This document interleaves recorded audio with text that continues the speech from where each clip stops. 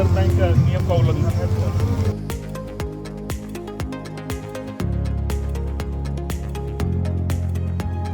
खेत के बीच रास्ते से हम लोग निकलते थे और जब खेत बोया रहता था उस समय थोड़ा सा कठिनाई होती थी। एक चीज जानिए पंकज जी कि अभाव ही आपको प्रेरित करता है कि पढ़ लो, बिल्कुल, क्योंकि आपके सामने दूसरा कोई रास्ता नहीं रहता है। कलकत्ता यूनिवर्सिटी से मैंने बीएससी किया। इलाहाबाद यूनिवर्सिटी का दर्जा उच्च स्तर का था, पढ़ाई लिखाई ऑक्सफोर्ड का दर्जा था। मेरा 91 बैच में रीजनल एम्प्लॉयमेंट अफसर के पद पर चयन हुआ था। कई अपराधियों के दांत खट्टे किए हैं, जनता की सेवा की है और पुलिस परिवार के प्रति जो संवेदनशीलता आपकी है।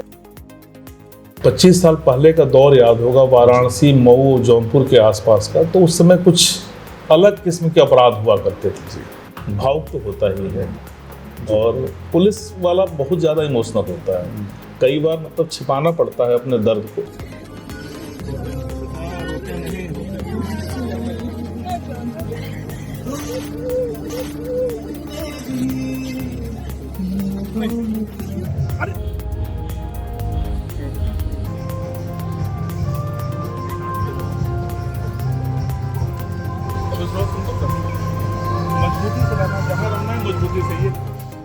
पुलिस वालों से ज्यादा शायद संवेदनशील और शायद इतनी ड्यूटी कोई हमारा पुलिसकर्मी जी शारीरिक रूप से, मानसिक रूप से मजबूत रहे, एक अच्छे परिवेश में रहे तो अपनी बेहतर ड्यूटी कर सकते। नमस्कार, आप देख रहे हैं आई इंडिया और मैं हूं डॉक्टर पंकज सिंह गौर। और आज आई इंडिया की टीम एक ऐसे आईपीएस से मिलवाने जा रही है जो उत्तर प्रदेश पुलिस में संवेदनशीलता के लिए जाने जाते हैं। पुलिस परिवार के प्रति जो उनके दायित्व हैं उसका वो तो निर्वहन करते ही हैं, पुलिस परिवार उनके प्रति कितना सहृदयी रहता है, आज हम ऐसे ही एक आईपीएस से मिलवाएंगे। उनका नाम है विद्यासागर मिश्र। तो चलिए हमारे साथ उनके ऑफिस चलते हैं। मौजूदा समय में वो सीतापुर 11वीं वाहिनी पीएससी के सेना नायक हैं। उन्हीं से जानते हैं और बहुत सारी बातें उनसे आज करेंगे। चूँकि उनका सेवानिवृत्त भी हो रहे हैं, तो हमारे साथ चलिए उन्हीं के ऑफिस चलते हैं। तो देखिए हम इस समय आ पहुंचे हैं 11वीं वाहिनी पीएससी के सेना नायक विद्यासागर मिश्र जी के ऑफिस और उनसे मिलते हैं और बहुत सारी आज बातें करेंगे। सर स्वागत है। धन्यवाद आपका। तो इस वर्दी में आपने कई दशकों तक सेवाएं दी हैं पुलिस परिवार में, कई अपराधियों के दांत खट्टे किए हैं, जनता की सेवा की है और पुलिस परिवार के प्रति जो संवेदनशीलता आपकी है वो ऐसी संवेदनशीलता बहुत कम लोगों में देखने को मिलती है। उसका उदाहरण रामपुर के घटनाक्रम ने, चूँकि सोशल मीडिया का ज़माना है, बहुत सारे संवेदनशीलता वाले घटनाक्रम हुए लेकिन वो सामने नहीं आ सके। लेकिन रामपुर का जो घटनाक्रम था, जब आप वहाँ से जब आपका तबादला होता है तो पूरा पुलिस परिवार फपक कर रो पड़ता है, ऐसे पुलिस अधिकारी। तो शुरुआत करते हैं पहले आपकी शुरुआती दौर से, दिनचर्या से। बलिया के रहने वाले हैं विद्यासागर मिश्र जी, आपने दूसरे विभाग में भी सेवाएं दी। लोग जानना चाहेंगे सर शुरुआत कैसे हुई? आप भी बेसिक स्कूल के पढ़े हुए हैं और बलिया इतना पिछड़ा इलाका उस समय माना जाता था, तो कैसे आप यहाँ तक पहुँचे? धन्यवाद पंकज जी। मैं बलिया का रहने वाला हूँ और बलिया से करीब 15 किलोमीटर दूर मेरा गांव है। मेरी प्राथमिक जो शिक्षा हुई थी मेरे अपने गांव में हुई थी और आज भी मैं अपने प्राथमिक विद्यालय के जो हमारे गुरु रहे हैं मैं उनको याद करना चाहता हूँ। मोहम्मद साहबान, उन्होंने हम लोगों को प्राथमिक शिक्षा में, प्राथमिक जो क्लासेस थे उसमें अनुशासन जी और प्रतिबद्धता, समय का पालन, ये लगता है कि मुझे कक्षा 1 से ही उनके निर्देशन में हम लोगों ने पालन करना शुरू कर दिया था। प्राथमिक शिक्षा के उपरांत कक्षा 6 में हमारा एडमिशन हुआ। इस सन कौन सा था? ये सन 71 से 75 के बीच का रहा होगा, जिसमें हम लोगों ने कक्षा 1 से लेकर के 5 तक की शिक्षा प्राप्त किया। तो वो मेरे गांव के ही थे, पड़ोसी भी थे, साथ साथ गुरु भी थे। अच्छा। तो उनके आचरण को और उनकी कर्तव्य निष्ठा का मेरे ऊपर बहुत ही गहरा छाप है। आज भी मैं उनको याद करता हूँ। कक्षा 6 में हम लोग का एडमिशन होता है तहसील हेडक्वार्टर पर। अपने गांव से हम लोग पैदल जाया करते थे, करीब 3-3.5 किलोमीटर पड़ता था। दोस्तों के साथ जाना, उस समय तक क्या नौकरी करना है, कैसे करना है, इन सब चीज़ों के बारे में नहीं, लेकिन ये मन में रहता था कि कुछ बेहतर करना है। घर से कितनी दूर था? घर से करीब 3-3.5 किलोमीटर दूर था हमारा कक्षा 6 वाला स्कूल। अच्छा, पैदल या हाँ। साइकिल? बीच रास्ते, खेत के बीच रास्ते से हम लोग निकलते थे। और जब खेत बोया रहता था उस समय थोड़ा सा कठिनाई होती थी। बाकी जब खाली है तो बीच रास्ते से निकलते निकलते हम पहुँच जाते थे। एक दोस्तों का समूह होता था, वहाँ पहुँचते तो उस समय माध्यमिक विद्यालय हम लोगों के आसपास था भी नहीं जी। तो तहसील हेडक्वार्टर पर ही था। तो 6 से लेकर 8 तक की शिक्षा, करीब 8 के बीच में ही मेरी शिक्षा वहाँ से छूट गई। और मेरे जीवन में जो परिवर्तन आया वो वहीं से आया। मेरे पिताजी कलकत्ता पुलिस में आरक्षी के पद पर तैनात थे, वो कांस्टेबल थे कलकत्ता पुलिस में। तो किसी कारणवश मुझे कलकत्ता जाने का अवसर मिला और वहाँ फिर मैंने ये सोच लिया, मैं वहाँ गया था किसी दूसरे काम से, लेकिन पिताजी से जिद मैंने किया कि अब मुझे यहाँ पढ़ना है। तो कई बार ये किया गया कि नहीं, यहाँ की पढ़ाई कठिन है, ये है वो है, उस तरह के पश्चिम बंगाल के बारे में उस समय आम जनमानस में धारणा थी कि कलकत्ता में पढ़ाई कठिन है, देहात का पढ़ा हुआ लड़का टिक नहीं पाएगा। फिर मैंने बाल जिद ही कही जाएगी, वो जिद करके मैंने वहाँ पढ़ाई किया। और कलकत्ता में पिताजी के सानिध्य में कक्षा 8 से लेकर के BSc तक की मैंने शिक्षा की। कलकत्ता यूनिवर्सिटी से मैंने BSc किया। और माध्यमिक और जो इंटरमीडिएट है वहाँ के अच्छे स्कूल थे। मेरा माध्यमिक स्कूल था बालकृष्ण विठलनाथ विद्यालय जी, और इंटरमीडिएट मैंने श्री जैन विद्यालय से किया। श्री जैन विद्यालय और ये दोनों स्कूलों का रेपुटेशन उस समय हिंदी माध्यम के जो स्कूल थे अच्छा था। तो ये कलकत्ता तक की हो गई? हाँ, ये कलकत्ता तक की होगी। उसमें मेरे दोस्त जो सहपाठी थे इंटरमीडिएट में जी, अशोक पांडे थे, अनिल पांडे और विनोद शंकर मिश्रा, हम लोग एक साथ ही रहते थे। अच्छा। आप क्लास में एक साथ बैठना उठना था। इसमें से अशोक और अनिल ये दोनों संयोग, ये कहा जाए कि मेरे तीनों दोस्त हमारे गृह जनपद के ही थे। हम लोगों ने मतलब आप ये कह सकते हैं कलकत्ता जाकर के भी बलिया वालों को ढूंढना क्लास में भी, और उनके साथ दोस्ती या पारिवारिक संबंध आज भी है, तो वो स्थापित रहा। तो अशोक और अनिल चले आए इलाहाबाद यूनिवर्सिटी में इंटरमीडिएट के बाद ही पढ़ने के लिए। मन में इच्छा थी, लेकिन किसी कारणवश वहीं से मैंने ग्रेजुएशन किया। ग्रेजुएशन के बाद भी ये ललक थी कि चलना है अपने ही प्रदेश में। और चूंकि आप जान ही रहे हैं, दोस्त एक माध्यम बन गए। हाँ, उस समय इलाहाबाद यूनिवर्सिटी का दर्जा उच्च स्तर का था, पढ़ाई लिखाई ऑक्सफोर्ड का दर्जा था, और प्रतियोगी परीक्षाओं में जो जी दौर था अच्छे चयन होते थे।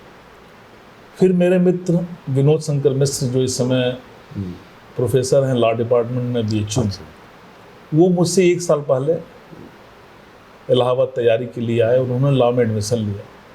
फिर वो बार बार मुझे प्रेरित किया और मैं भी फाइनली पश्चिम बंगाल कोलकाता छोड़ करके अपने गृह राज्य पढ़ने के उद्देश्य से और तैयारी के उद्देश्य से आ गया।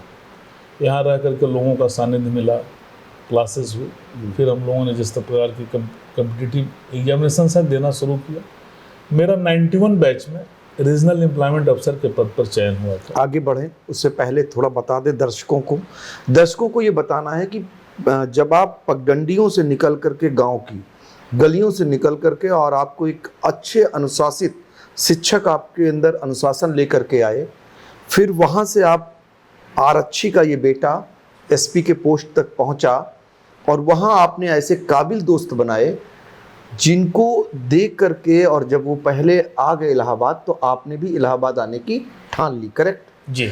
इसके बाद देखिए आपके सामने है, ये वर्दी भी सामने है, ये सेवाएं भी सामने हैं, और निश्चित तौर पर एक आरक्षी का बेटा अगर SP बनता है पहले तो आपने अपने पिता यानी उन्हें आरक्षी के रूप में देखा, फिर आरक्षी गण आज आपको पिता के रूप में देख रहे हैं। यही ममत्व का भाव आपने आपके अंदर कई बार देखने को मिला होगा। बिल्कुल सही है।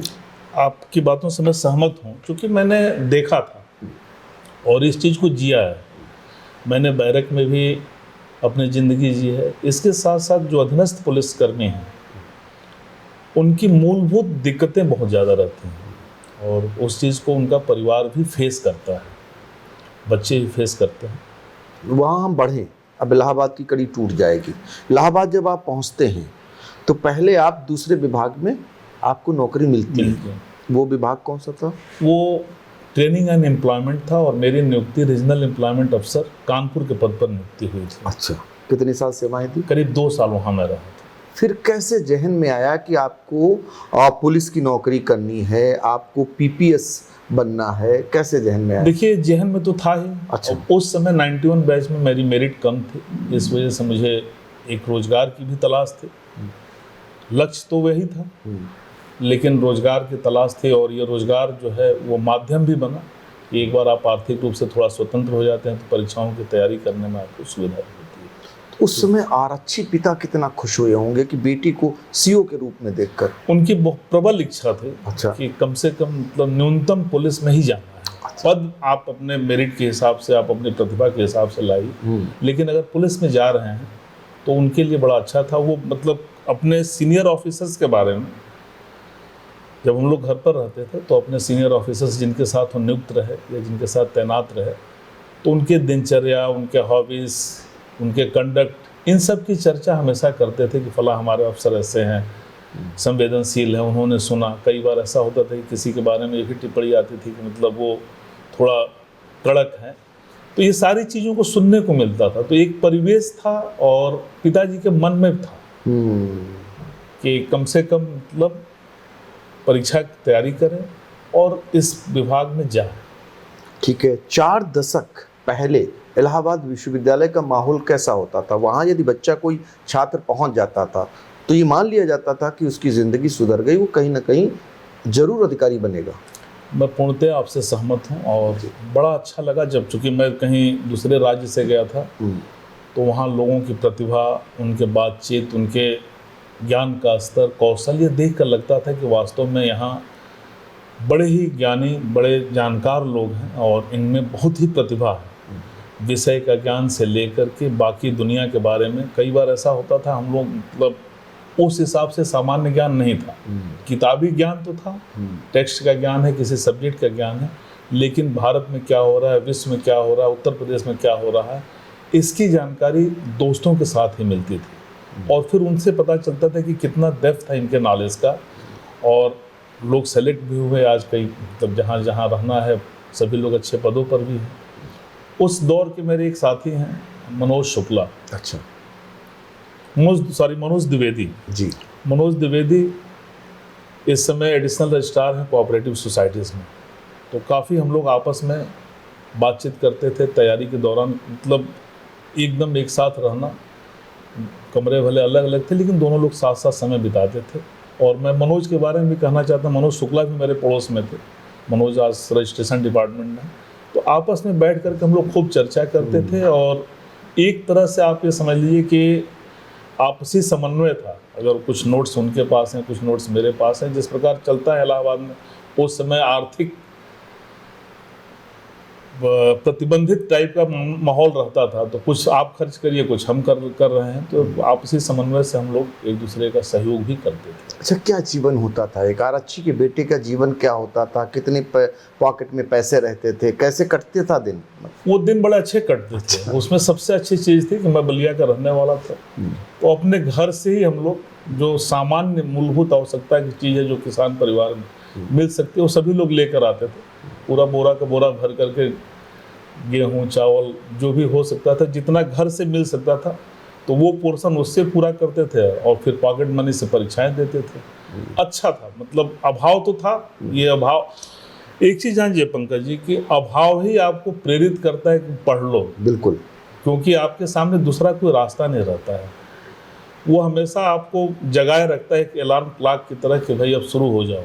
क्योंकि आपके सामने और कुछ रहता नहीं है। जी। वो प्रेरित करता है। आप देखिए ना कॉन्वेंट स्कूलों में लोग अपने बच्चों को पढ़ाते हैं, महंगे महंगे स्कूलों में अच्छी अच्छी बिल्डिंगों में भेजते हैं बच्चों को, उनको सारी सुख सुविधाएं देते हैं, और जो अपेक्षाएं बच्चों से करते हैं वो धरी की धरी रह जाते हैं। अब इस पर टिप्पणी करना थोड़ा मुश्किल होगा। स्कूलिंग तो मान लीजिए अगर जिसके पास सुविधा है वो बच्चों को अच्छे स्कूल में पढ़ाएगा। और दिक्कत ये है कि अब उस समय थोड़ा सा संघर्ष करने की एक प्रवृत्ति रहती थी, शॉर्टकट रास्ता अपना, वो पीढ़ी दर पीढ़ी वो चीज़ें बदलती रहती है। आज की पीढ़ी में और आज से 10 साल 20 साल पहले वाली पीढ़ी में संघर्ष करने की क्षमता में और बाकी चीज़ों में अंतर आया है। यह पीढ़ी कुछ दूसरे लेवल की मेहनती भी है, जानकार भी है, चूँकि इस पीढ़ी को बहुत सी चीज़ें बनी बनाई मिली है। आप विषयांतर हालांकि हो जाएगा, हमें किसी सब्जेक्ट पर कोई जानकारी लेनी होती थी तो 20 जगह हमें जाना पड़ता था। जी। ये कहाँ मिल जाएगा, इंडियन एक्सप्रेस में छपा है, टाइम्स ऑफ इंडिया में छपा है, वहाँ छपा है, जनसत्ता में देख लेते हैं, जागरण में देख लेते हैं, प्रतियोगिता दर्पण में देखते हैं। 20 जगह जा कर के ढूंढते थे। आज जितना आपको ज्ञान चाहिए आपको बैठे बैठे घर मिल जा रहा है। तो वो ढूंढने की कसक और बैठे बैठे मिलने की जो प्रवृत्ति है वो निश्चित रूप से हमें कहीं प्रभावित करती है। लेकिन ज्ञान का अथाह सागर आज उपलब्ध है और बच्चे उसका उपयोग करके अपने पीढ़ी के हिसाब से वो अपने मंजिल को प्राप्त भी कर रहे हैं। तो देखिए, हम बात कर रहे हैं विद्यासागर मिश्र जी से, जो पीपीएस से आपने नौकरी की शुरुआत की और उसके बाद जब आईपीएस बने तो आपको महानगर का भी अनुभव है, यानी डीसीपी बने, एक जिले में पुलिस कप्तान भी रहे, वो रामपुर जिला था, और पुलिस का ही एक अंग है पीएसी, वहाँ पर बतौर सेना नायक, यानी 11वीं वाहिनी पीएसी सीतापुर के सेना नायक हैं। तो इन सब का अनुभव भी आपको बखूबी हो गया। ऐसे में एक सवाल पीछे ही चलेंगे, चूँकि आप सेवानिवृत्त हो रहे हैं, तो ऐसे में कोई ऐसा आपके, जब आप पढ़ाई कर रहे थे, कोई ऐसा घटनाक्रम जिसमें बहुत शैतानी हो गई हो, लगा हो ये गलत हो गया, घर से डांट होगी, या दोस्त के साथ कोई घटनाक्रम हो गया हो, साझा करना चाहें तो? देखिए, एक बार हम लोग जब कलकत्ता में पढ़ाई कर रहे थे जी, तो हमारी टीम वॉलीबॉल की वो जीत गई। और अगर आपको कलकत्ता का आइडिया हो तो ईडन गार्डन के पास ही वहाँ कोई ग्राउंड था, संभवतः मोहन बगान स्पोर्टिंग क्लब का ग्राउंड था, जहाँ हमारा वॉलीबॉल मैच हुआ। तो हम सारे बच्चे वहाँ से निकले और ईडन गार्डन के स्विमिंग पूल में घुस गए। अब ईडन गार्डन में उस समय उतनी सुरक्षा नहीं हुआ करती थी। फिर हम लोगों को पुलिस पकड़ के ले गई और पुलिस के पास जाने पर, चूँकि 9th क्लास के बच्चे थे, तो पुलिस वालों ने डांट करके छोड़ तो दिया। ये बताया नहीं कि हमारे पिताजी ना, वो ये नहीं बताता। ये बताने का मतलब और ज़्यादा दिक्कत होती। अब चूँकि सभी को एक ही सज़ा मिलनी थी तो उसमें बहुत ज़्यादा बताने का कोई औचित्य नहीं था।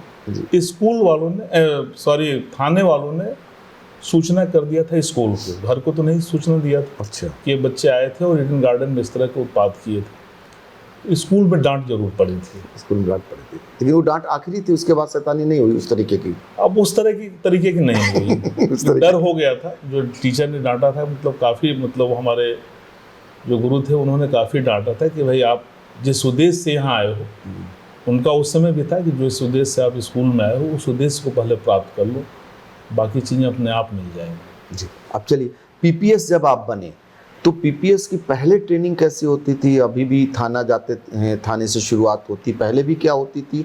दोनों में अंतर क्या है पहले और अब में? देखिए, अब पीपीएस जब हम लोग बनते हैं तो ट्रेनिंग के बाद डिस्ट्रिक्ट अटैचमेंट होता है। उस अटैचमेंट में थाने का भी एक पीरियड रहता है, क्षेत्राधिकारी के साथ भी रहता है, पुलिस अधीक्षक के साथ भी रहता है। पहले में और आज में जो अंतर है वो, पहले संसाधन नहीं होते थे, संसाधनों का कुछ अभाव था। तो जैसे आप अंडर ट्रेनिंग गए तो निश्चित रूप से अगर वाहन की ज़रूरत हो तो आप कहीं ना कहीं भी देखते थे, फिर कोई परमानेंट वाहन आपको अलॉट नहीं होता था। आज के डेट में उत्तर प्रदेश पुलिस संसाधनों से भरपूर है, तो ये समस्या हल हो जाती है। साथ ही साथ चेंजेस बहुत आए हैं। जी जी। पहले ट्रेडिशनल पुलिसिंग थी, ट्रेडिशनल क्राइम था। आप गए, अगर आप थाना प्रभारी के रूप में, जैसे हम लोग थे, छोटे मोटे, पूरे दिन में कोई आया नहीं आया, मैं अंडर ट्रेनिंग यहीं जनपद हरदोई में था। और जो थाना प्रभारी वाला 2 महीने का था, वो बेनीगंज थाने में था। अच्छा। तो हरदोई में उस समय कुछ घटनाएं होती रहती थी, पारिवारिक विवाद में हत्या, संपत्ति विवाद में हत्या, बिना कारण वाली हत्या, तो इस तरह के अपराध वहाँ होते थे। 2-4 मामले हमारे जब मेरे पीरियड में भी हुए, पता भी चल जाता था। लेकिन आज जो है इस तरह के अपराधों में कमी आई। अब दूसरे स्तर के अपराध शुरू। अब रिश्तों का कत्ल बहुत हो रहा, आप देख रहे होंगे, पत्नी को मार रहे बस हैं, यही चेंजेस आए हैं। जी। पहले जो होते थे घटनाएं हुई, लेकिन अब जो चेंजेस आए हैं, जो आप जहाँ तक कहा है आपने रिश्तों का कत्ल, तो इतने उदाहरण आ जा रहे हैं कि पुलिस, मतलब इसमें पुलिस का जो मानवीय पक्ष है जी, कई बार उसको देखना पड़ता है। मतलब ऐसी ऐसी सिचुएशंस है, पिता ने अपने सगे औलाद के साथ, सगे औलाद पिता के साथ, पति पत्नी के साथ, भाई बहन के साथ, भाई भाई के साथ, तो ये प्रवृत्ति बढ़ी है जो पहले कुछ कम हुआ करती थी। पहले से जो ट्रेनिंग है, ट्रेनिंग बहुत ही अच्छी हो गई है, उच्च कोटि की हो गई। अब इतने फॉरेंसिक साइंस से ले करके और हमारा साइबर, ये इतना एडवांस हो चुका है। पहले जैसे हम लोग जब नौकरी में आए थे उस समय कोई रिपोर्ट फॉरेंसिक्स लेबोरेटरी से आनी होती थी तो महीनों क्या सालों निकल जाते थे। लेकिन उतनी चुनौतियां भी हैं, अब साइबर अपराध भी उतने बढ़ा। अब ट्रेडिशनल अपराधों में कमी जहां आई जी, और ये दूसरा जो जिस साइबर अपराध के बारे में बता रहे हैं, ये बहुत बड़ी चुनौती हो गई।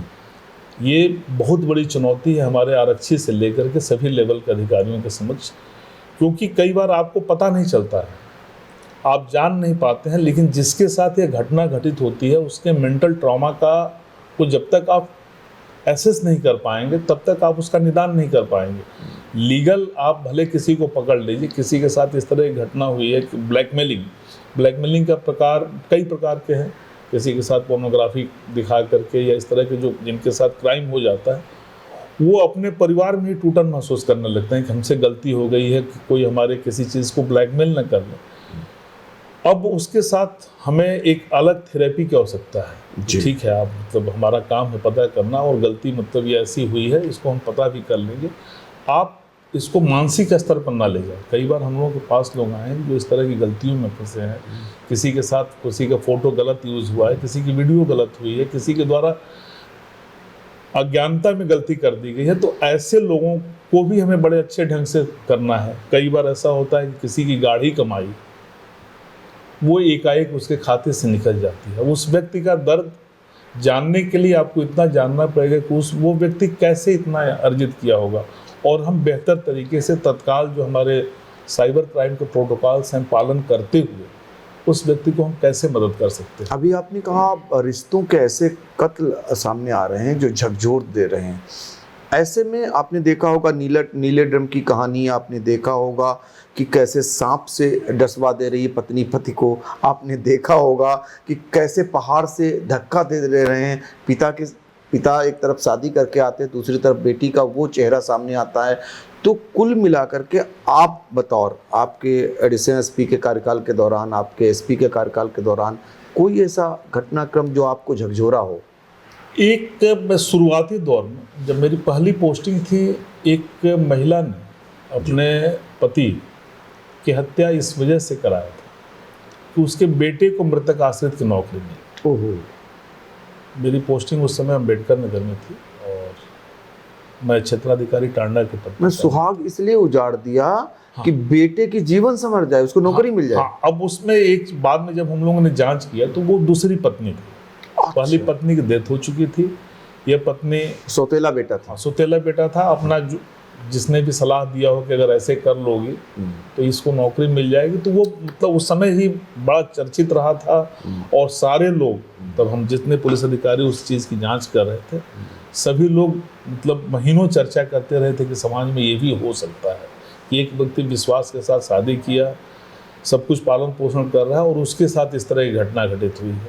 लेकिन अब फ्रीक्वेंसी बढ़ी।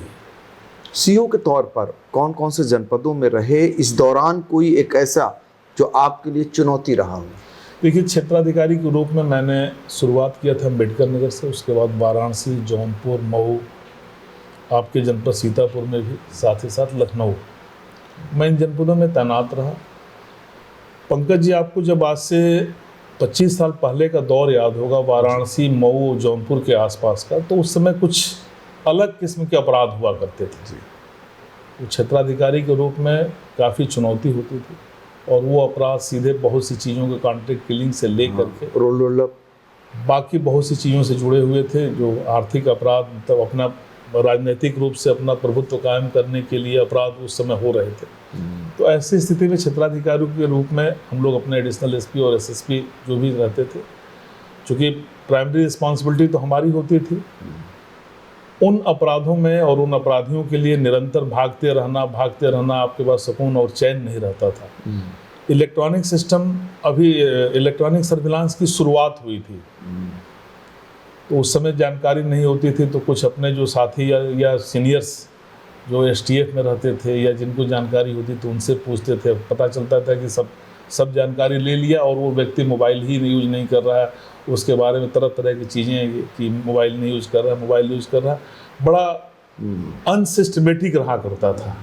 केवल और केवल भागते रहना, सीओज के तौर पे भागते रहना, ये हो गया। सुपरविजन का काम होता है एक समान। हाँ, तो वो रहता था। लेकिन जब इस तरह की पूर्वांचल में घटनाएं होती थी शुरुआती दौर में, आप जैसा आपको पता हो, लेकिन धीरे धीरे चीज़ों में कमी आई, फिर स्थिरता भी आई, तरह तरह से अपराधों में गिरावट भी आई और हम लोग थोड़ा स्थिर हुए, अपने काम को करना शुरू किए। क्षेत्राधिकारी के रूप में काफ़ी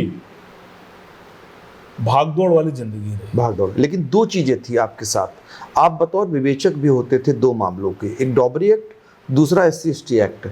ऐसे में बहुत सारे केसेस आते होंगे, आप देखते होंगे अमूमन जब कोई डॉबरी एक्ट का मामला आता है तो जो चल नहीं पाते उनको भी FIR में दर्ज कर देते थे, सास ससुर खासकर। जो ननद जिसका मतलब नहीं होता था, वो दूसरी जगह उसकी शादी होती थी, उसको भी रख दिया जाता था और आप विवेचक होते थे। ऐसे ही SC/ST के मामले में चूंकि अनुदान लेने को लेकर के कई बार फर्जी FIR हो जाती थी, ऐसे मामले आते थे? हाँ, खूब आते थे। उस समय क्या करते थे?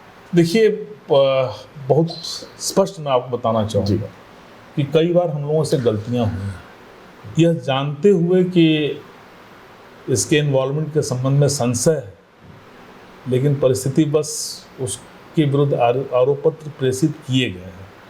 लेकिन एक फेज ऐसा है कि उसके बाद से ये शुरुआती दौर में गलती हुई थी, उस समय हम लोग कह भी नहीं पाते थे, कुछ डर भी रहता था कि जो नामजद हो गए उनको भेजो, ये करो, फिर तुम फंस जाओगे, इस तरह के, मतलब कहीं ना कहीं से वो रहता था। कई बार गवर्नमेंट पॉलिसीज भी इस तरह की रहती थी कि बहुत ज़्यादा आपके पास यूज मतलब स्कोप नहीं रहता था कि नहीं, ऐसे नहीं, ये है कि पर्यवेक्षण अधिकारी के ऊपर भी निर्भर करता है कि आप अगर चाहते हैं सही बताना, कई बार मान जाते हैं, कई बार नहीं मानते हैं। विवेचक के सामने सत्य की तलाश की एक दुविधा अवश्य रहती है।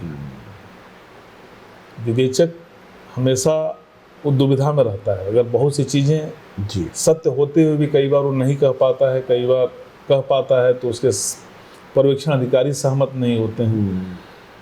ऐसी स्थिति में गलतियां हुई भी, लेकिन कुछ दिन बाद, एक दो गलतियों के बाद से मेरे वरिष्ठ अधिकारी जो उस समय के रहे, उनको मैं उनका आभार व्यक्त करना चाहूँ कि उनको मेरे ऊपर विश्वास था। अच्छा, जिनका आप जानते थे कि ये नहीं है, उनका नाम निकाल देते थे तो वही मान लेते थे? हाँ, वो मान लेते थे। मैंने शुरुआती में डर बस, हम लोगों ने मुझसे व्यक्तिगत रूप से गलतियां हुई और डर बस, मतलब कि कोई दबाव नहीं था। लेकिन जब चीज़ों को मैं समझने लगा, विभाग के बारे में जानकारी हो गई और फिर वरिष्ठ अधिकारी जो हमारे थे उनसे वार्तालाप होने लगा कि कोई भी पुलिस अफसर निर्दोष को प्रताड़ित करना नहीं चाहता। तो जब यह समझ में आना शुरू हुआ तो फैक्ट मेरे द्वारा रखा जाने लगा और मैं फिर उन अपने वरिष्ठ अधिकारियों का आभार व्यक्त करना चाहता हूं कि उन्होंने इस मेरे कदम को सराहा और सहयोग भी किया। एक सीख के लिए दो उदाहरण हम बताना चाहते हैं जो मेरे सामने भी गुजरे हैं।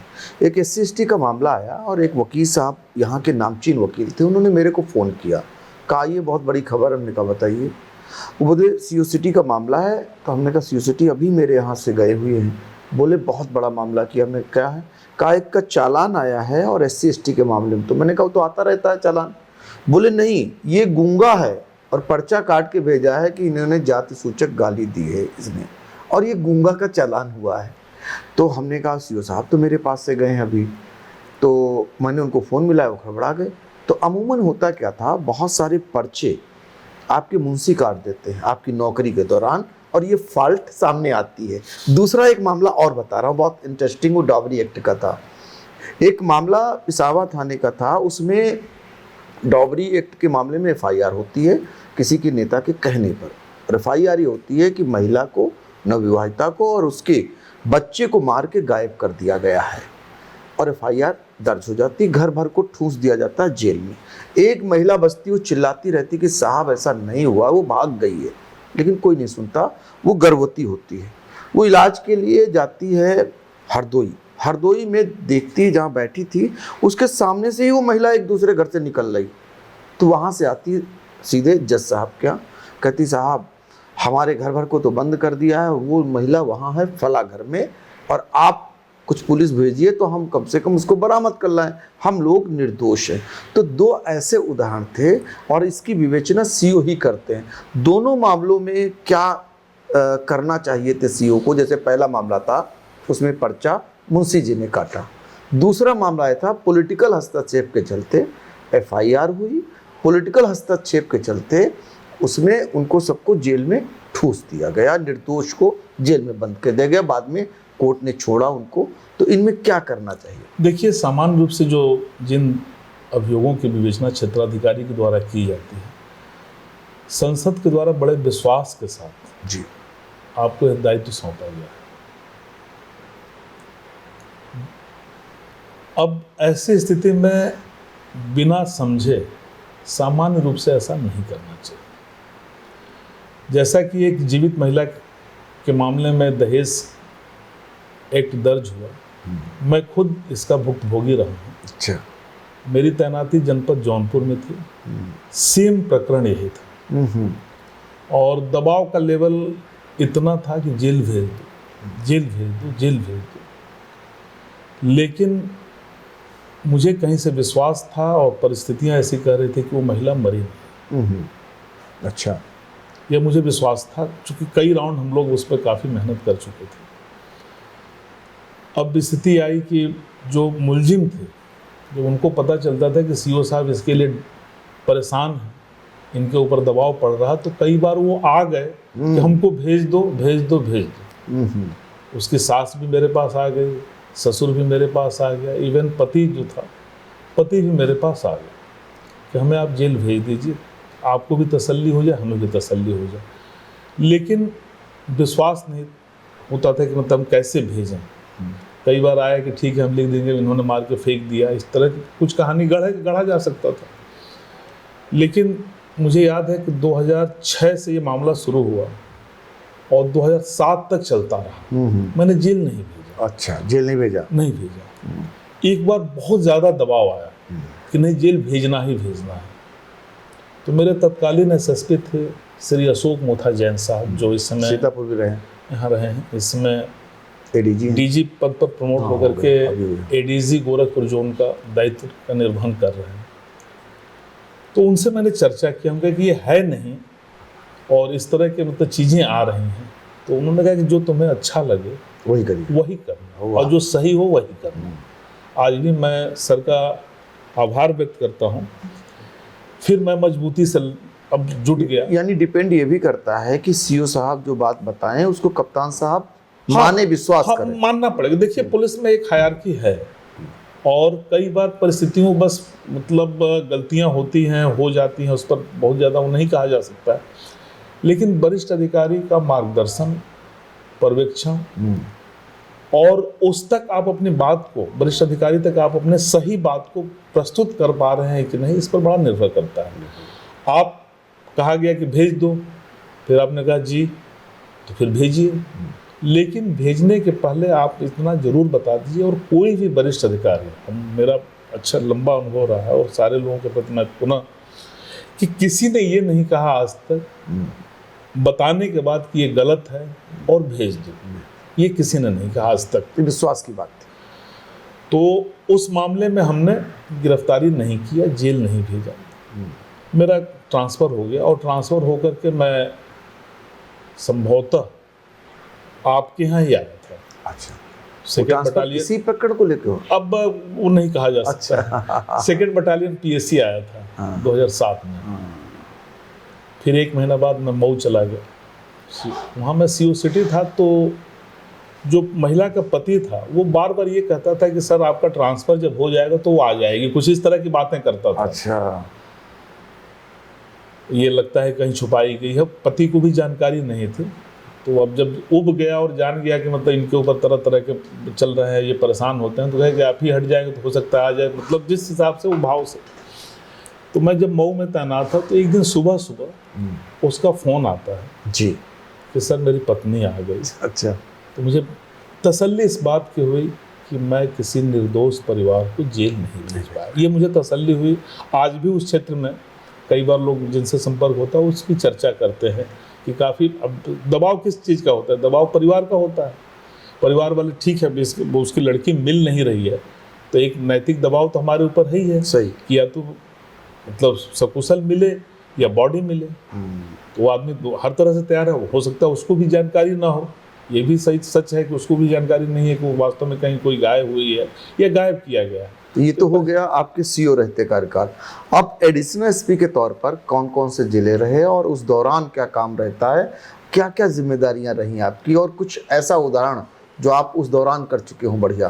देखिए, एडिशनल एसपी जैसे मेरी पदोन्नति हुई तो फर्स्ट पोस्टिंग मेरी बागपत में रही। जी, पश्चिमी उत्तर प्रदेश में बागपत रही। बागपत के पास बाद में फिर आगरा आया एज एसपी प्रोटोकॉल। आगरा के बाद मेरी पोस्टिंग सहारनपुर हुई। सहारनपुर से मैं मुरादाबाद से प्रतापगढ़ में फिर मेरा प्रमोशन हो गया था। अच्छा। आईपीएस में प्रमोशन हो गया था। लेकिन प्रतापगढ़ रहे तो प्रतापगढ़ में जब आप एडिशनल एसपी रहे, आप प्रतापगढ़ की एक किस्सा सुन लें ज़रा आपसे। वहाँ बताते हैं प्रतापगढ़ में राजा भैया का अलग भौकाल चलता है, उनकी अलग तूती बोलती है, कुछ ऐसा है? देखिए, व्यक्तिगत रूप से हाँ। चूँकि वहाँ 2 एडिशनल एसपी हैं। अच्छा, आपका इलाका नहीं था क्या? मेरा इलाका नहीं था हाँ। पहले चीज, लेकिन अगर इलाका होता भी तो कुछ चीज़ें कॉमन रहती है, एज एडिशनल एसपी करना पड़ता है, पूरे ज़िले का वो आपको देखना पड़ता है। तो मुझे ऐसा कहीं महसूस नहीं हुआ। प्रतापगढ़ में कभी कोई दिक्कत नहीं आई। वहाँ के एक चीज़ मैं ज़रूर कहूँगा कि प्रतापगढ़ की जनता जागरूक बहुत है। अच्छा। वो मतलब आपकी गलतियों को वो बर्दाश्त नहीं कर पाते। वो अपने हक के लिए आ जाती है मुकाबला वो अपनी बात को रखते हैं और बड़े तार्किक ढंग से रखते हैं। तो आप जैसे और जगहों पे हम लोग देखें कि भाई ठीक है टाला टोली चल जाता है, लेकिन प्रतापगढ़ में आप अगर किसी ने कोई चीज़ बताया है, कोई उसकी पीड़ा है, ग्रीवांस है या कोई घटना घटित हुई है, तो आपको सुनना भी पड़ेगा और सही भी करना पड़ेगा। उन दोनों चीज़ों के लिए आपको करना पड़ेगा। विधिक रूप से काफ़ी जागरूक लोग हैं। और मैं अगर प्रतापगढ़ का जिक्र किया जाए तो प्रतापगढ़ के सम्मानित अधिवक्ताओं का जो योगदान है वो बहुत बड़ा है। और मुझे प्रतापगढ़ में मेरे एसपी थे श्री सतपाल अंतिल, आजकल एसएसपी मुरादाबाद। जी जी जी। उनका भी बड़ा सहयोग मिला। और हम दोनों लोग थे, मेरे साथ मेरे एडिशनल एसपी साथी रोहित मिश्रा थे, वो पश्चिमी क्षेत्र देखते थे, जो आपने जैसा बताया कि कुंडा क्षेत्र उनके में आता था। हम लोग सामूहिक रूप से, चूँकि एक जनपद में है तो एक जिम्मेदारी भी रहती है, तो सब लोग एज सच कोई करीब 1.5-2 साल में कोई समस्या आई नहीं। लेकिन उद्देश्य ये रहा कि जनता जागरूक है, जनता को ज़रूरत भी है, छोटे छोटे विवाद हैं, तो आपस में बैठा करके इनका जितना अधिक से अधिक समाधान कराया जा सकता था वो हम लोगों ने कराने का प्रयास किया। आप कल्पना नहीं कर सकते हैं कि जब जनसुनवाई होती थी तो काफ़ी लोग आते थे और सबसे एक एक से मिल करके बातचीत करना और उनकी समस्या का समाधान करना। और उसमें कई स्तर पर ये हुआ कि सम्मानित अधिवक्ताओं का भी सहयोग रहता था। एक विश्वास और होता है, जैसे कोई एप्लीकेशन लेके आया, बड़े कप्तान नहीं मिल पाए तो आप लोग छोटे कप्तान कहे जाते थे बतौर एडिशनल एसपी के तौर पर, तो क्या उतना ही एडिशनल एसपी के निर्देशों को एसओज और अन्य कर्मी मानते थे? अवश्य। अच्छा। अवश्य। उसमें सबसे बड़ी चीज़ है कि हमारा सीधा ये है कि व्यक्ति अगर हमारे साथ आया, हमारे पास तक आया हुआ है, हमारे कार्यालय में आया है, तो ग्रीवांस रिड्रेसल में जब मैं जहाँ भी जनपद में तैनात रहा हूँ, मेरा एक प्रयोग हमेशा ही रहा कि आज आप मुझसे मिले तो कल शाम को मैं निश्चित रूप से एक बार देख लेता था कि आपकी समस्या का समाधान जो होना था वो हुआ या नहीं। ऑफिस में ऐसा सिस्टम हमने डेवलप कर रखा था कि उस व्यक्ति से बात जरूर हो जाती थी। कई बार ऐसा होता था वास्तव में, जो आप बता रहे हैं कि उसके समस्या का समाधान नहीं हुआ रहता था, या एप्लीकेशन थाने पर पहुंची है, कोई नहीं गया है, ये हो सकता था। लेकिन जब एक बार बात हो जाती थी कि हाँ आपके यहाँ कोई पहुँचा कि नहीं पहुँचा, उसके ओर से जो भी रिस्पॉन्स आते थे, तो हमारा अपना एक सिस्टम ऐसा था कि उस व्यक्ति के यहाँ तक तो हम पहुँचा लेते थे, और फिर लगातार मॉनिटरिंग से समाधान, बहुत सी समस्याओं का समाधान हम लोग कर भी लेते हैं। कुछ ऐसी है जो पुलिस लेवल की नहीं होती है, फिर भी आशा के किरण के रूप में पुलिस वाले ही दिखते हैं, तो लोग आते हैं, तो दूसरे विभागों से समन्वय करके भी समस्या का समाधान कराया जा सकता है। अच्छा, किस ईयर में आप आईपीएस बने? उसके बाद आईपीएस के तौर पर किन किन जिलों की जिम्मेदारी रही? महानगर भी आपको मिला, आपको रामपुर जैसा जिला मिला जो काफ़ी चर्चा में है 10 सालों से रामपुर जिला, और सीतापुर में पीएससी अंग जो कहते हैं, जब विषम परिस्थिति होती है तो पीएससी को याद किया जाता है। उस फौज को भी आप, उस बल को भी आप नेतृत्व कर रहे हैं सीतापुर में, तो तीनों का मिश्रण जरा बताइए और रामपुर के बारे में बताइए। अब पहले मैं आपसे एक एडिशनल एसपी के रूप में जब मेरी पोस्टिंग जी जनपद सहारनपुर में हुई थी, उसके बारे में थोड़ा सा चर्चा करना चाहता हूँ। बिल्कुल। 2017 में सहारनपुर में कुछ दिक्कतें आई थी, आपको याद होगा, लॉ एंड ऑर्डर प्रॉब्लम के साथ साथ। जी। उस समय मेरी पोस्टिंग आगरा एसपी प्रोटोकॉल के रूप में थी, मेरी पोस्टिंग सहारनपुर हुई थी, और मैं करीब 3.5 साल एसपी देहात रहा वहाँ पर।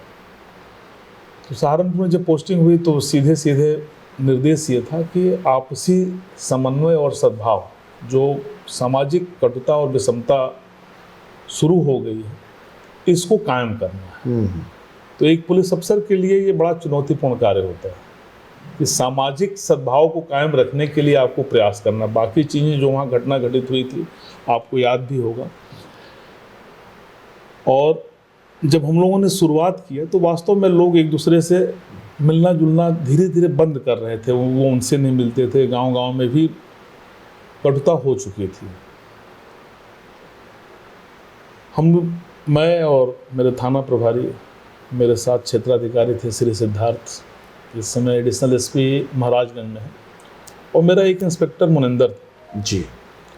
हम 3 लोग लगातार गांव में जैसे प्रवचन होता है, तब वस्तुतः सवेरे अपना योजना बना लेते थे कि आज इस गांव में चलना है, इस गांव के लोगों को, प्रत्येक जाति के, प्रत्येक धर्म के लोगों को बैठाना है, उनसे बातचीत करना है, और जो इनके मन का जो कला है जी, उसको दूर करना है। बड़ी मतलब छोटे ही घटनाक्रम में ही मतलब आपसी बहुत ज़्यादा दिक्कत आ गए थे। तो लगातार 3-4 महीने तक गांव-गांव घूम करके, और फिर इतना अच्छा लगने लगा था जब लोगों से सद्भाव, सहयोग, समन्वय, इन सब चीज़ों पर जब बातचीत होती थी, तो कई बार लोग आपस में जब झगड़ा वगड़ा किए रहते थे तो फ़ोन करते कि आप सिखा के गए आज, और आज ही फला लड़ लिया।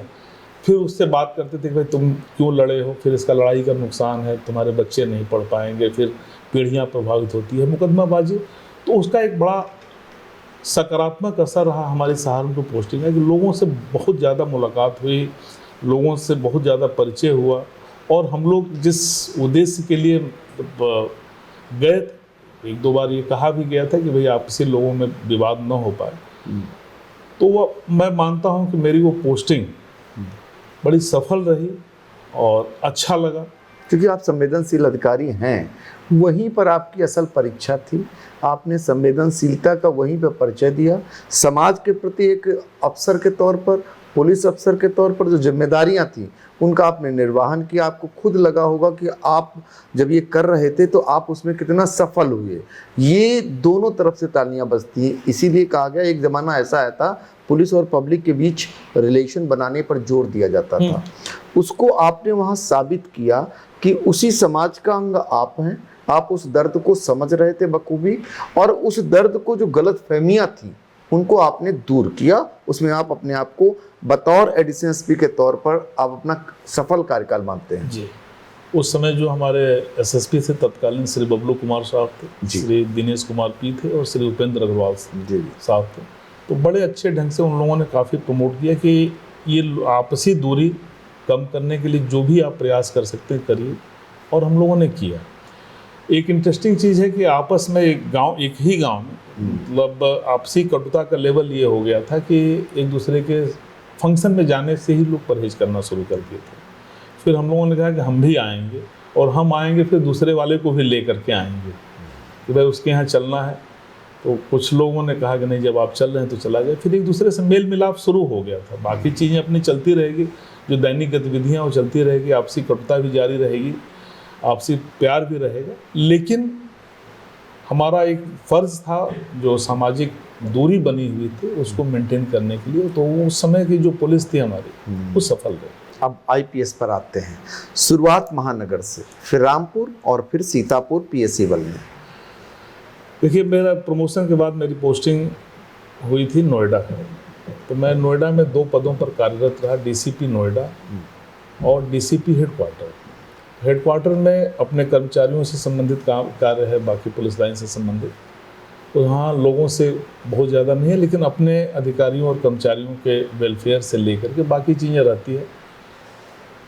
चूँकि नोएडा बहुत ही मतलब बड़ा है जी, और हमारी जनशक्ति भी ठीक है, तो मेरे द्वारा ये हमेशा प्रयास किया गया कि जो हमारे कर्मचारियों से संबंधित जो जायज़ मतलब उनके हक हैं, जो छुट्टियां हैं, मेडिकल है, मेडिकल रिम्बर्समेंट है, या अन्य जो एसीपी इत्यादि समय से प्रमोशन इत्यादि लगना है, तो मेरी कोशिश ये रहती थी कि जिसका जो जायज़ डिमांड है या जो हो जानी चाहिए उसको हमने समय से पूरा करने का प्रयास किया। आलोक सिंह जी के ज़माने में नहीं, मैं मैडम लक्ष्मी सिंह जी अच्छा, के समय था, मेरी सीपी मैडम लक्ष्मी सिंह जी थी, और फिर मेरी पोस्टिंग नोएडा डीसीपी के रूप में हुई। अच्छा, नोएडा में जो कमिश्नरेट है वहाँ डीसीपी का काम क्या होता है? अभी छोटे जनपद के लोगों को नहीं पता। इक्वल एसपी का पद होता है, लेकिन काम क्या होता है? देखिए, आपके पर्यवेक्षण के थाने हैं डीसीपी के रूप में, आप डीसीपी जोन्स हैं, तो उनके थानों का पर्यवेक्षण करना है एज एसपी, जैसे आप जिले में कर रहे हैं। लेकिन आपकी जवाबदेही सीधे अपने ज्वाइंट सीपी, एलओ और आपके कमिश्नर जो पुलिस हैं उनके प्रति है। आप एसपी के रूप में सीधे आप अपने रेंज डीआईजीज और एडीजी साहब और डीजी साहब के प्रति रहते हैं, लेकिन वहाँ आपकी जवाबदेही रहती है और आपके काम की निकट से निगरानी एक सीनियर लेवल के पुलिस अफसर के द्वारा किया जाता है, निकटतम। जो जोन में पुलिस अफसर हैं उनको तो एज जो एसपी के काम है लॉ एंड ऑर्डर मेंटेन करना, क्राइम कंट्रोल करना, बाकी अन्य जो चीज़ें वो करना है।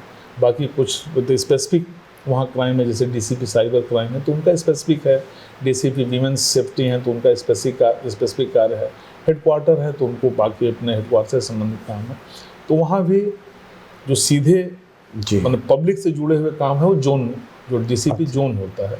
तो मैं नोएडा जोन में था, और वहाँ नोएडा जोन के बारे में आपको बता दूं कि सबसे समृद्ध कहा जाए, जागरूक कहा जाए, सारे मतलब विकसित कहा जाए, most of the VIP of the India आप कह सकते हैं कि मैक्सिमम वीआईपी वहाँ निवास करते हैं।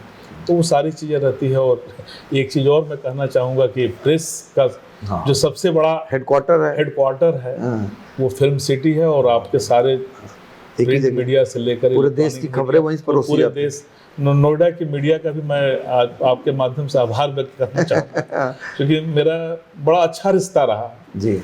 नोएडा में भी, मतलब मेरे जो साथी रहे, सहयोगी रहे, और जो उम्र में कम रहे।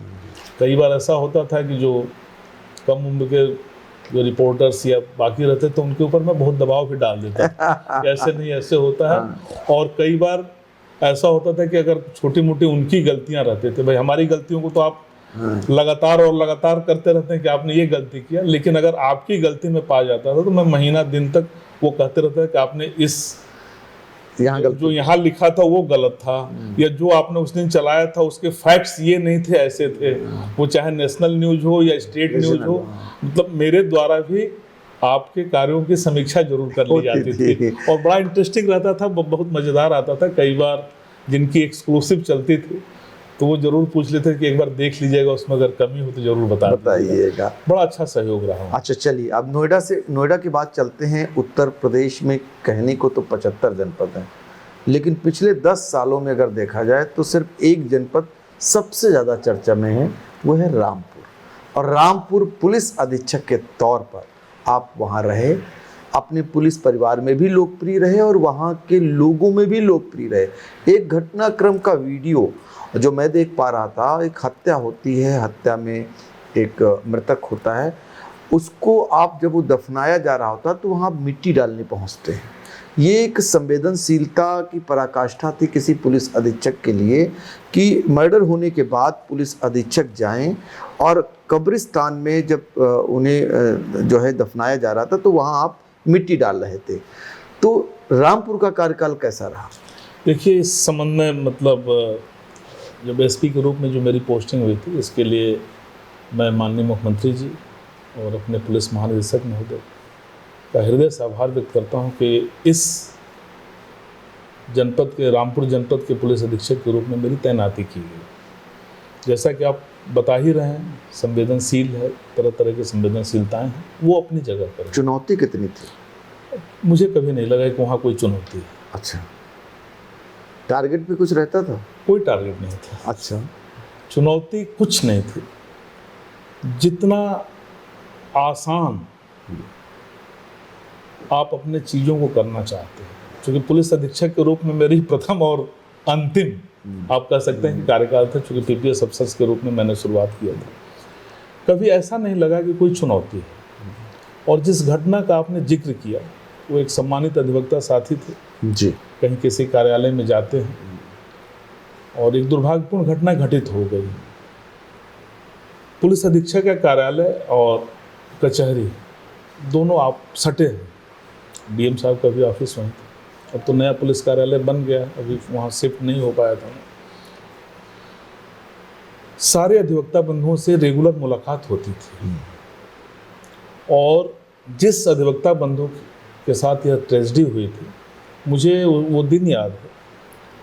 करीब 10:30 या 11:45 बजे मेरी उनसे मुलाकात होती है। मेरे ऑफिस में आए थे, किसी काम से आए थे, बातचीत हुई। उस समय तक नहीं पता था कि ये वहाँ जाने वाले हैं, क्या मतलब बात हुई बड़े अच्छे माहौल में, चूँकि रेगुलर मिलते थे। कई बार आप देखे होंगे पुलिस ऑफिस में अधिवक्ता बंधु आते हैं, बातचीत होती है, तो रेगुलर मुलाकात होती थी। उस दिन जब मैं कार्यालय से थोड़ा समय से पहले निकल गया और आरटीसी की जो रिक्रूट आरक्षी थे, उनकी फायरिंग की प्रैक्टिस चल रही थी सीआरपीएफ में, फायरिंग रेंज पर, तो मैं वहीं जा रहा था। अभी रास्ते में था, तब तक पता चला कि ऐसे ऐसे अधिवक्ता के साथ ट्रेजेडी हो गई है। तो मैंने नाम पूछा। जब नाम बताया गया तो मुझे अचानक याद आ गया कि तो व्यक्ति वही है जो मुझसे अभी थोड़ी देर पहले मिल के गए हैं। तो एक संवेदना रही कि वही पहले मुलाकात हुई। फिर जब जान गया कि घटनाक्रम इस तरह की थी, तो हमने कहा कि अगर उसको शिकायत करनी थी, मुझसे शिकायत कर लिया होता। तो बड़ा ही मतलब हृदय को बहुत पीड़ा हुई थी। ये व्यक्ति मतलब बस इसकी आकस्मिक मृत्यु हो गई। तो अंतिम यात्रा में पुलिस अधीक्षक तो अंतिम यात्रा में मैं सम्मिलित हुआ और परिवार के लोगों से, उनकी पत्नी से, बाकी चीज़ों से मैं सम्मिलित हुआ। इस वजह से मैं एज पुलिस अधीक्षक मैं वहाँ सम्मिलित नहीं हुआ था। मैं एक परिवार के सदस्य के रूप में सम्मिलित हुआ था, तो उस परिवार के साथ मेरी संवेदनाएं थी, लगाव हो गया। और चूँकि ये न्यूज़ का और बाकी चीज़ों का समय है तो वो चीज़ें आ जाती हैं। एक दो इंस्टेंस और रहे हैं जहाँ मैं सम्मिलित हुआ हूँ इस तरह की घटनाओं में। कई बार एक्सीडेंट्स में जिनकी डेथ हुई है, बड़ी हृदय विदारक घटना हुई है, किसी का इकलौता पुत्र, किसी का इकलौता भाई। तो हम बहुत कुछ कर तो नहीं सकते थे, जो हो चुका है वो तो हो ही चुका है, उसको टाला नहीं जा सकता है, न उसको बदलाव किया जा सकता है। लेकिन as deputy SP, as additional SP हम लोग चले जाते थे घर, तो उस परिवार को एक सहारा मिलता था और दर्द हल्का हो जाता था। निश्चित रूप से। मैं नाम लेना चाहूँगा, श्री रविंद्र नायक सर थे, परिवहन आयुक्त महोदय थे। जी जी। तो एक उनका पत्र आया था, आज भी वो बड़ा हृदय स्पर्शी पत्र था। एक्सीडेंट को मिनिमाइज करने के लिए और एक्सीडेंट पीड़ित के लिए उन्होंने एक योजना बनाई थी कि एक कैंडल जलाया जाए और प्रत्येक एक्सीडेंट पीड़ित के घर जाया जाए। जो एक्सीडेंट से मुआवजा मिलता है कुछ गवर्नमेंट की तरफ से है, अभी तो बढ़ भी गया। तो एक बार आप उसके घर जाते हैं तब आपको पता चलता है कि सड़क पर हमें कैसे और क्या करना चाहिए। आपने पत्र का जिक्र किया, एक पत्र आपको रामपुर में जो पुलिस लाइन में प्रशिक्षु सिपाही थी, जो ट्रेनिंग ले रही थी, एक पत्र आपके लिए लिखा उन्होंने, वो पत्र काफ़ी काबिल तारीफ था, जैसे एक पिता के रूप में आपको उन्होंने माना, और उसको सबने देखा जब उनका वीडियो वायरल हुआ, कैसे फपा फक के रो रही थी वो महिला पुलिसकर्मी और आप कैसे ढांढस बंधा रहे थे। उसके बाद जब वो पत्र आया तो आपके अंदर की वेदना कैसे थी, उसका जवाब आपने कैसे दिया, और उस समय जब वो वीडियो वायरल हुआ समूचे देश में, उस समय के भाव कैसे थे आपके? देखिए, वो बड़ी कठिन परिस्थिति थी। बेसिकली पुलिस, मैंने पहले ही आपको बताया कि पुलिस के जो हमारे साथी हैं, इरिस्पेक्टिव ऑफ रैंक, जो हमारे नीचे वाले साथी हैं, फॉलोअर्स, कांस्टेबल हैं, head constable, sub inspector, inspectors, इनके बारे में मेरी शुरू से उनका रहन सहन, कहाँ रह रहे हैं, कैसे उनके बच्चे कहाँ पढ़ रहे हैं, क्योंकि एक वेदना है, जो मैंने आपको बताया था कि एक वेदना थी कि एक पुलिस वाले के बच्चे के लिए पढ़ाई लिखाई, पिता का मार्गदर्शन कम मिल पाता है, साथ कम रह पाता है, हो सकता है कि साथ रह करके भी उसके गाइड नहीं कर पाता है। तो हमेशा ये रहता है कि पुलिस वालों के बच्चों की पढ़ाई लिखाई कैसे चल रही है। तो मैं सबसे, वो मेरी आदत में आ गई है, मैं ज़रूर पूछता हूँ कि आप कहाँ के रहने वाले हैं, क्या है, कैसे हैं, बच्चे कहाँ हैं। तो जब ये बच्चियाँ आईं, 600 लड़कियाँ आई थी, तो 600 महिलाओं के लिए व्यवस्था करना, और यह भी व्यवस्था करना जो पहले विभाग में आ रहा है, हो सकता है कि कुछ के पेरेंट्स पुलिस में रहे हों, कुछ लोगों के नहीं हो, तो हमारा प्रयास ये था कि हम एक ऐसा सकारात्मक माहौल दें जी, ताकि ये बच्चे, चूँकि अगले 40 साल तक पुलिस विभाग में सेवाएं देंगे, तो इनके मन में उत्साह रहे, उमंग रहे, साथ ही साथ संवेदना भी रहे, संवेदना जनता के प्रति, संवेदना अपने साथियों के प्रति, संवेदना अपने जो सहकर्मी हैं उनके प्रति। प्रशिक्षण के दौरान पल पल मेरे द्वारा यह कोशिश की गई कि इनका ऑलराउंड डेवलपमेंट, कभी किसी मामले में ये कमज़ोर न रहें, शारीरिक रूप से भी न कमज़ोर रहें, मानसिक रूप से भी कमज़ोर न रहें। और वो बच्चे आज के डेट में नौकरी के लिए, ठीक है, कोई भी हम नौकरी अप्लाई करते हैं, ज्वाइन करते हैं, लेकिन ये बच्चियाँ काफ़ी पढ़ी लिखी थी, उनका एजुकेशनल स्टैंडर्ड, नॉलेज, स्किल काफ़ी अच्छा था।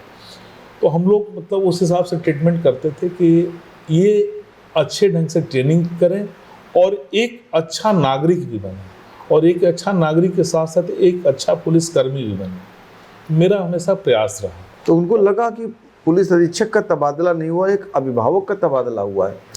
इससे मैं सहमत हूँ, क्योंकि कई राउंड मतलब अभी भी बात होती है, तो उन सुविधाओं के बारे में चर्चा करना, वो बार बार बताते हैं कि सर वहाँ ऐसे था, ऐसे था।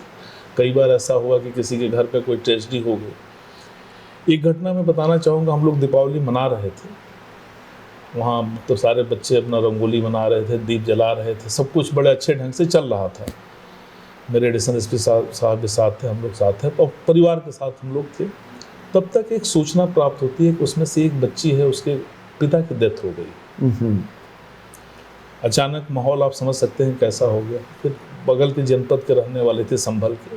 अब हम लोगों ने बिना उसके सरकारी गाड़ी, उसके साथ साथ एक उसका टीचर और उसके साथ की रहने वाली, तो जो 7 लड़की प्रशिक्षित थी, उसको हम लोगों ने भेजा।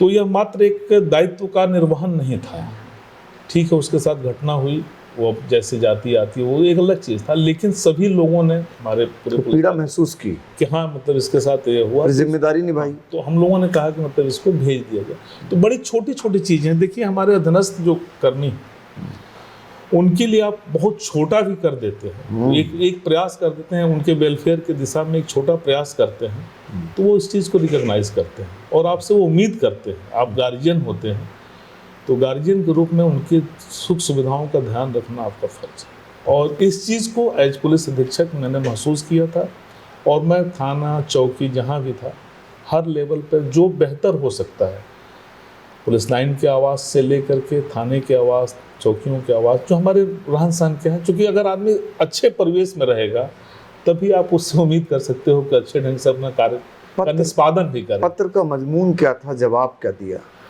देखिए उसने अपने पिता के बारे में, उसके पिता नहीं थे तो कई बार, चूंकि मैं तो सबको, मेरे लिए कोई एक मतलब वो नहीं था, सबको कुछ नहीं, लोग। इस पत्र के बारे में जब तबादला होता है तो आपके लिए जो वहाँ के प्रशिक्षु सिपाही लिखते हैं। हाँ, तो उन्होंने लिखा था कि मतलब पिता की कमी आपने महसूस नहीं होने। ओहो,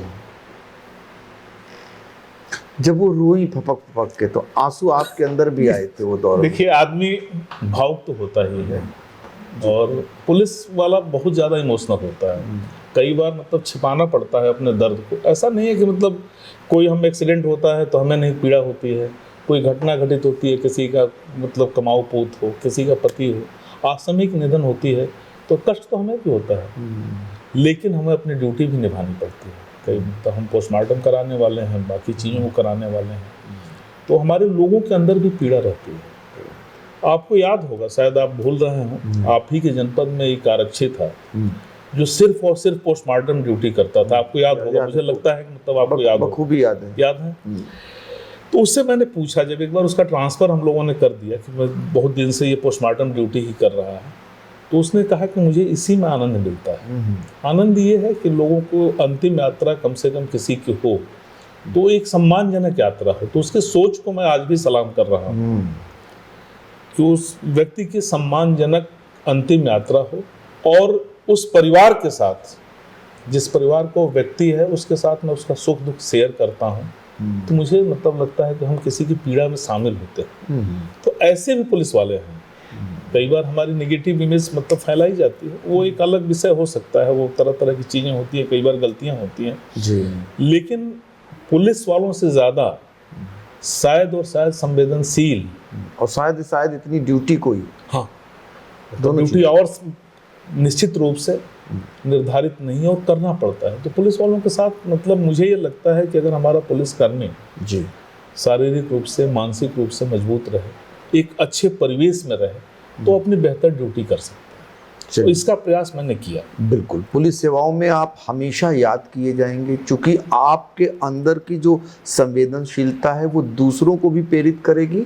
और जो आपने बताया कि जिनको आप ट्रेनिंग दे के आए वो 40 साल पुलिस में सेवाएं देंगे, तो आपने उस नींव को भी मजबूत बनाने का काम किया। जब भवन तैयार होगा तो हम उम्मीद करेंगे कि आपके जैसा ही दिल हो, आपके जैसा ही वो लोग काम करें, क्योंकि आपने ऐसा नींव बनाया वहाँ पर।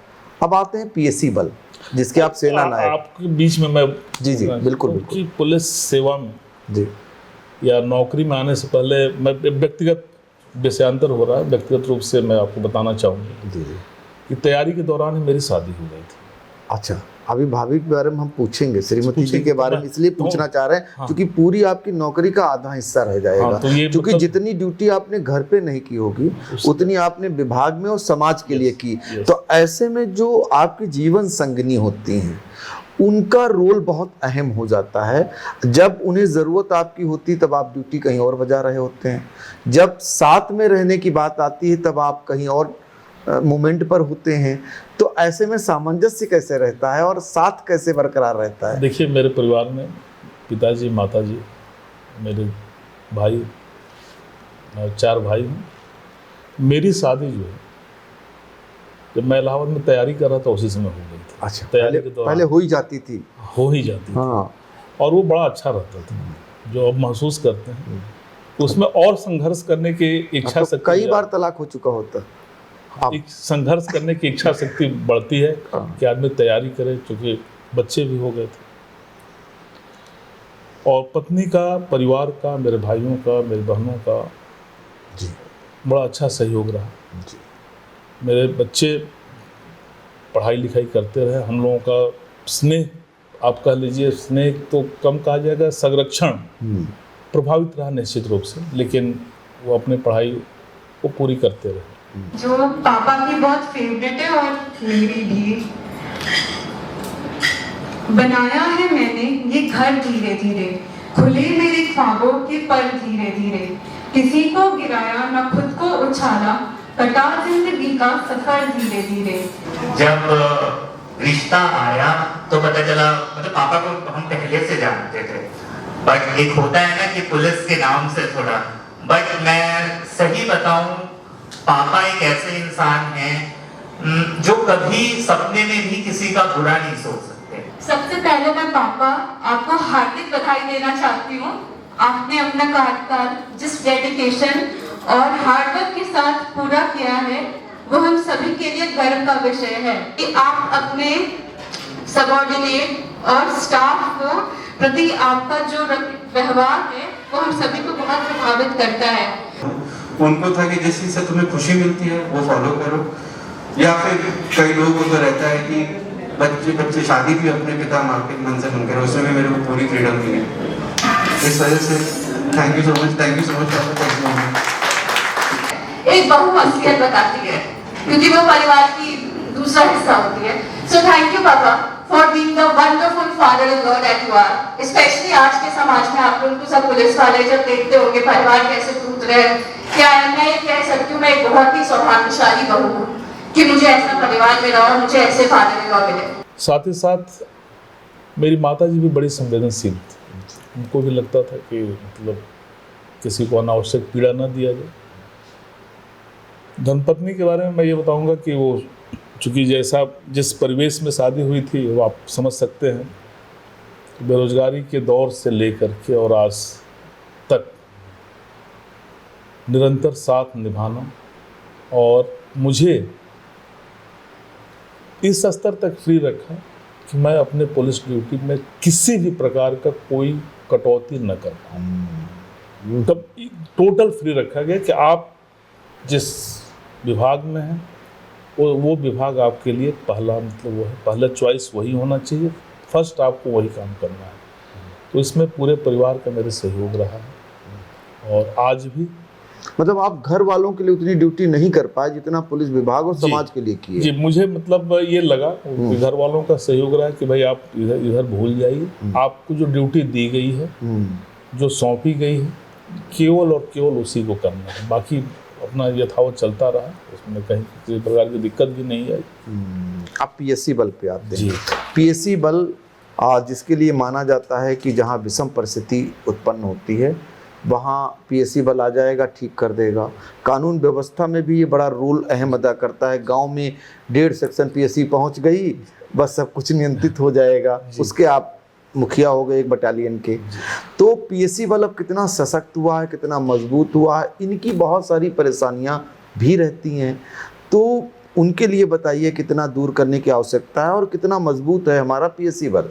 देखिए, मेरे लिए सौभाग्य का विषय रहा कि सेवानिवृत्ति के 4 माह पहले जो हमारी सर्वश्रेष्ठ वाहिनी है 11वीं वाहिनी के सेना नायक बनने का मुझे अवसर मिला और मेरे लिए गर्व का विषय है। जहाँ तक पीएससी बल की बात है, चूँकि हम लोग लगातार सिविल पुलिस की नौकरी किए हैं और हमेशा पीएससी का सहयोग रहा है। पीएससी के आगमन पहले जैसा आपने बताया कि एक कॉन्फिडेंस आता है जिला पुलिस में, अगर कभी लॉ एंड ऑर्डर की समस्या होती है तो as CO, as additional SP या एसपी के रूप में भी ये हुआ कि हाँ यहाँ से पीएससी जा रही है, पीएससी पहुँच रही है, तो एक तरह से लगता है कि अब एक सहयोगी हमारे लिए, सशक्त सहयोगी जिसको कह सकते हैं, कि सशक्त सहयोगी बन करके हमारा साथी, सहयोगी, बड़ा भाई, छोटा भाई, जो भी आप मान सकते हैं, क्यों आ रहे हैं। और निश्चित रूप से पीएससी ट्रेंड है, विषम परिस्थितियों में काम करने के लिए सक्षम है और उनके प्रशिक्षण का लेवल भी यही है। पीएससी सहयोग करती है। अब जहाँ तक बात है इंफ्रास्ट्रक्चर की, जी, तो हमने ये महसूस किया है कि और बेहतर करने की आवश्यकता है। जब हमारा पीएससी बल जब जिले में जाता है, लॉ एंड ऑर्डर ड्यूटी हो, मेला ड्यूटी हो, वीआईपी ड्यूटी हो, तो उनका जो व्यवस्थापन है एज पुलिस अधीक्षक, अपर पुलिस अधीक्षक और डिप्टी एसपी, मैं व्यक्तिगत रूप से अपने बारे में कहना चाहूँगा कि अगर बाहर से कोई फोर्स आता था हमारे सहयोग के लिए, तो मैं व्यक्तिगत रूप से उनके मूलभूत सुविधाओं के लिए व्यग्र रहता था कि जितना बेहतर हम कर सकते हैं, अगर किसी को अच्छे ढंग परिवेश में रखा जाएगा तभी हमारे अच्छे ढंग से सेवा कर पाएगा। जी बिल्कुल। तो मैं अभी भी मतलब यहाँ 4 महीने में मैंने काफ़ी डिटैचमेंट चेकिंग जो हमारा पुलिस बल बाहर है, इवन श्रावस्ती, गोंडा, बलरामपुर, अयोध्या, वहाँ जा कर के मैंने खुद चेक भी किया है। कई जगह बहुत अच्छी व्यवस्था है, कुछ जगहों पर कुछ दिक्कतें हैं, लेकिन पीएससी हमारी इतनी ट्रेंड है और विषम परिस्थितियों से लड़ने में इतने सशक्त हैं कि अपने छोटे मोटे असुविधाओं को वो कभी किसी से कहते नहीं। हम लोगों ने रिक्वेस्ट किया जो जनपदीय प्रभारी थे कि भाई हमारे लोगों को ये दिक्कत है, गर्मी में जैसे बहुत छोटी चीज़ है, हमारा जवान गर्मी में है। एक जनपद में पता चला कि वहाँ के पुलिस अधीक्षक ने खुद ही मतलब कई कूलर भिजवा दिए थे। बड़ा अच्छा लगता है अगर आपको आप ही के लिए कोई गया हुआ जी, और उसके लिए आप कुछ करते हैं। सही। बाकी हमें ड्यूटी तो करना है, तो नौकरी है तो हमें ड्यूटी करनी है, लेकिन जिस जनपद में जा रहे हैं, जिनके सहयोग के लिए जा रहे हैं, उनके स्तर से कुछ सहृदयता अगर बढ़ती जाती है, कुछ हमारे समस्याओं के समाधान का प्रयास किया जाता है। बीच में जैसे कि अभी ईंधन संकट हो गया था, कई बार ऐसा हुआ कि सिलेंडर मतलब हमारे लोगों को नहीं मिल पाता था, तो मेरे एक दो साथी जो एसपी थे, मैंने कहा कि भाई या तो मैं अपने लोगों को आप ही के मेस में भेज रहा हूँ, तो उनकी समस्या का समाधान होगा। तो मैं हमेशा अपने लोगों से ये कहता हूँ कि आप जो उचित फोरम है जहाँ पर आप हैं, तो उन अधिकारियों को ज़रूर बता दीजिए कि इस तरह की हमें दिक्कत है, तो उसका समाधान हो सकता है। मैंने ये पाया है कि कुछ संकोच बस, कुछ अनुशासन बस ये अपनी बातों को कहना नहीं चाहते, अपने असुविधा सह लेते हैं, लेकिन उस असुविधा को किसी को बताते नहीं हैं। तो मेरा यह प्रयास रहा है कि हमारी जो भी कंपनी हो, हमारी जो भी प्लाटून है, उसके जो प्लाटून प्रभारी हैं, हम लोग नियमित रूप से कुशलता भी लेते रहते हैं कि जहाँ जाएँ, ठीक है आप ड्यूटी के लिए गए हैं, लेकिन मूलभूत सुविधाएं आपको मिलनी चाहिए, वो आप मिलेगा। लगातार हम प्रयास करते हैं। यहाँ बटालियन में आप बहुत बेहतर जानते हैं, ये एक टोटल परिवार है। बिल्कुल। और ऐसा परिवार है जिसके परिवार के मुखिया कहीं बाहर ड्यूटी करने गए हैं, और सेना नायक, सहायक सेना नायक, उप सेना नायक अपने लोगों के साथ साथ, जो हमारे अपने जवान हैं उनके साथ साथ जो परिवार हमारे जवान जो बाहर ड्यूटी कर रहे हैं, उनके परिवार के सदस्यों की भी जिम्मेदारी हमारी है। उनके हर लेवल के, हमारे जो क्वार्टर मास्टर है रेगुलर जाकर के विजिट करते हैं, और उनके परिवार के लिए, उनके परिवार के लोगों के लिए, वहाँ से फिर हम लोग, हमारा कंट्रोल रूम है, हालचाल लेता रहता है। जो हमारे बटालियन के जो कंपनी हेडक्वार्टर्स में जो भी हेड कांस्टेबल, सब इंस्पेक्टर्स जो हैं, तो उनके जिम्मे हम लोगों ने कर रखा है कि आपके जो जवान बाहर हैं और वो परिवार के लोग यहाँ रह रहे हैं, तो एक बार आप हालचाल ले लीजिए, तो उससे सुविधा रहता है। कई बार नल टूट गया, पानी नहीं आ रहा है, तो भाई आप टैंकर भिजवाइए, बिजली नहीं आ रही तो जल्दी बिजली वाले से। तो हमारा एक कॉम्पैक्ट आवासीय परिसर है, और ये पूरा परिवार के रूप में हम लोग यहाँ रहते हैं। परिवार मान लिया आपने। तो देखिए विद्यासागर मिश्र जो 60 साल के हो गए, 4 दशक तक आपकी सेवाओं का बखूबी उन्होंने निर्वहन किया। इस 60 साल का पूरा अनुभव आपके लिए शेयर किया, यानी साझा किया। अच्छा इंसान किसी भी रूप में हो, किसी भी पद पर हो, निश्चित तौर पर समाज के लिए वो कितना उपयोगी होता है, समाज उसे कभी भूल नहीं सकता है। और सबसे बड़ा काम ये है, शिक्षक के तौर पर यदि आप रहते हैं, यानी आपने अपने नीचे के लोगों को, जो प्रारंभिक इकाई होती है कांस्टेबल वाली, उनको आपने इस काबिल बनाने का काम किया, उनको कि वो 40 साल तक आपको सेवाएं दे सकें। पुलिस बल, पीएससी बल, बड़े महानगर, छोटे जिले, कैसी रहती है कार्यशैली, बतौर सीओ के रूप में जो जिम्मेदारियां, जो कमियां थी उसको भी बताया, और कुछ कार्य ऐसे जिसको करके वो अपनी पूरे सेवा काल के दौरान अपने आप को भी आनंदित महसूस कर रहे हैं, और आपके लिए भी प्रेरणादायक है कि ऐसा काम करिए जो आपको ताउम्र सामने वाला न भूल सके। तो फिलहाल पूरी बातें आपने साझा की, और हम उम्मीद करेंगे दर्शकों से कुछ बातें जो आप जानना चाह रहे होंगे, आपसे पूछना चाह रहे होंगे, तो आप कमेंट बॉक्स में भी जाइएगा। विद्यासागर मिश्र जी से हम अनुरोध भी कर लेते हैं कि वो आपके कमेंट का जवाब भी देंगे। सर, आपने बातचीत की, बहुत बहुत धन्यवाद। धन्यवाद। खबर आपकी, नजर हमारी, देखते रहिए आई इंडिया।